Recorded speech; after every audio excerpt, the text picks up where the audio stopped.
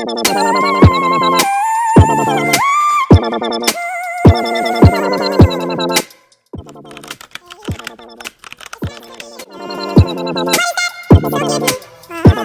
decided I'm making my stir fry that I always make, and I decided that I'm going to record this for y'all so y'all can see it. It's a keto stir fry, so y'all should super enjoy it because it's super delicious, super filling, and you can get all your vegetables in super easy. I'm gonna use these mushrooms. I have some, come on now, trenches.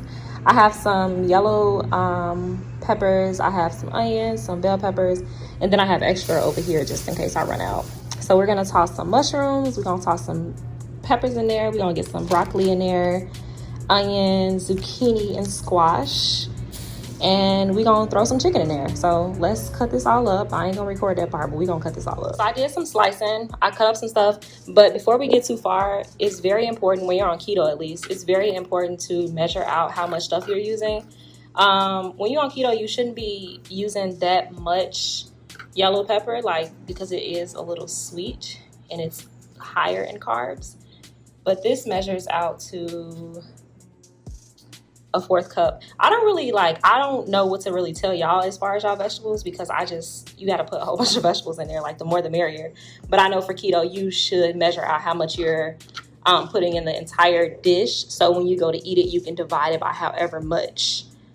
So like if you're going to make it into 2 meals, all of this would be divided by 2. So when I go to log my carbs and when I go to log my food, I'll know instead of putting a 4th cup, I'm putting half of a 4th, whatever that is.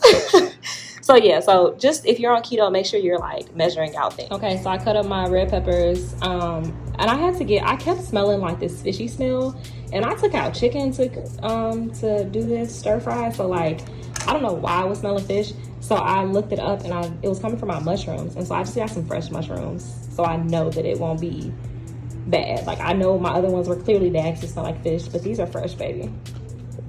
Fresh to death, like $1,000,000. Ay. All right, y'all. So I have a 4th cup of yellow pepper. I have a 1/2 cup of green pepper, 1/3 cup of red pepper. I'm looking at my screen because I wrote it down. I have a 1/2 cup of zucchini, a 1/3 cup of squash, a whole cup of broccoli, a 1/2 cup of mushrooms, and then a 1/2 cup of onion. So I will put this in the description so y'all will know. But yeah, we finna go ahead and cut up our chicken now. Okay, so I have my vegetables over there. I'm gonna go ahead and cut up some chicken, like no specific way, and then I just use some kitchen scissors. No specific way. You don't want them too big because like I didn't cut my vegetables up too big. They're like cut into small pieces.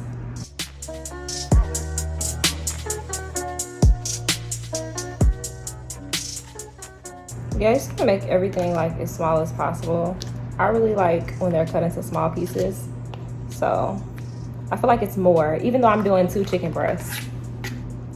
I started doing it before I recorded, but I just put a little tinge of, just drizzle a little grapeseed oil on there, and then I use parsley, I use some garlic powder, some black pepper, Old Bay on literally all of my meats, adobo, a little pinch of spike, and literally a tinge of seasoning salt. But I'm gonna go ahead and season it, and then I'll show you all the finished product. Okay, y'all, so I have my chicken seasoned. It's all bunched up. But we're gonna go ahead and cook that chicken. You can cook your chicken in, I'm gonna put some oil in there as well. Yeah, I would say put about 2 to 3. Well, if you're doing keto, I would say put like 3 tablespoons in there because the more fat, the merrier. But I would say you can do it simultaneously. Like you can saute your vegetables and do your chicken. I personally am a beginner cook, so I don't want to do all that because I always stress myself out when I'm doing all that. So we just gonna let this be what it is. You should have your pot, like your stove, on like a medium heat. You don't want nothing too high because you want to like cook your chicken. But yeah, so let the heat on up. Get on up, get on up, get on up.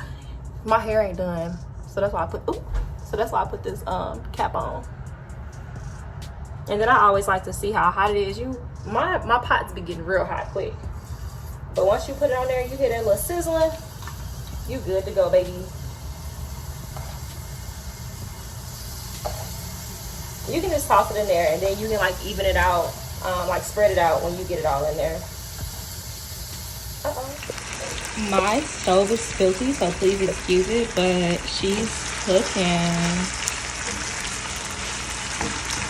She is cooking. We're gonna give her a few more minutes, make sure she's done. I don't really know how to tell if chicken's done, so if y'all do know, please let me know in the comments. And don't be trying to go on me because I told y'all I don't cook. So my chicken is done and she is tasty. She looks a little light, but she's very, very tasty, not too salty. And then I'm heating this up and we're gonna go ahead and we're gonna toss, here, let's get this. We're gonna toss our broccoli in there first and let your broccoli saute for like a minute so it can get a little soft, because it takes broccoli a little longer than the rest of your vegetables, your vegetables, to like loosen up a little bit to get tender. So make sure that you're like stirring every so often so your vegetables can like cook evenly. You don't want everything to be all nice and sauteed on the bottom and then your the vegetables on top are all hard and nasty and stuff. Okay, so she's looking about done. We're going to turn the chicken back on and heat her up a little bit, and we're gonna go ahead and put the chicken in here. You don't want to cook your vegetables too much because at a point in time you start cooking the nutrients out of her. So yeah, I think I said that right too. But we're gonna go ahead and toss her in there. Let's see. You can use those juices too from the chicken. It ain't gonna hurt. It's gonna make it taste better. And then we're gonna mix her up. Hold on, y'all. I think I might need both hands.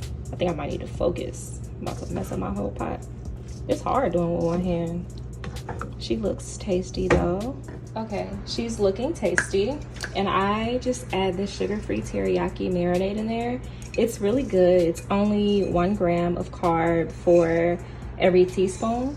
I'm going to use this 1/4 cup to measure out my teriyaki sauce. I probably don't even need all of that, but I really just poured in there, and it's super sweet to me because like on keto you don't have anything sweet for real, so I think it tastes super sweet, but we're gonna see. Hold on one second. And then for those of you, I think it's kind of late in the game to be explaining this, but for those of you that don't know, keto is a low carb, high fat diet.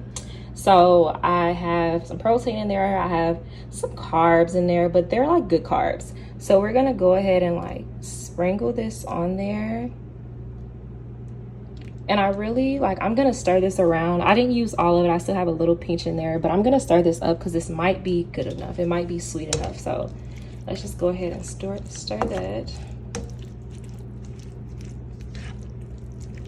I'm actually real embarrassed that my stove is this dirty, but best believe y'all, I'm gonna clean it as soon as I get done because my stove trifling looking. Can't believe I'm on the internet like this. Oh, she looks nice and juicy. Okay, we're gonna taste her. Let's get a fork.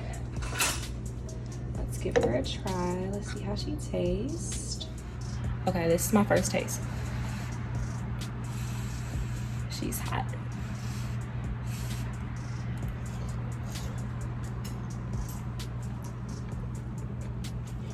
That's the one. That's the one. She done, y'all. She fine. All right, y'all. And here's the finished product. I hope y'all enjoyed. Whenever I make any more keto meals, I'll definitely put them on here. Or if I make meals in general, I'll definitely put them on here.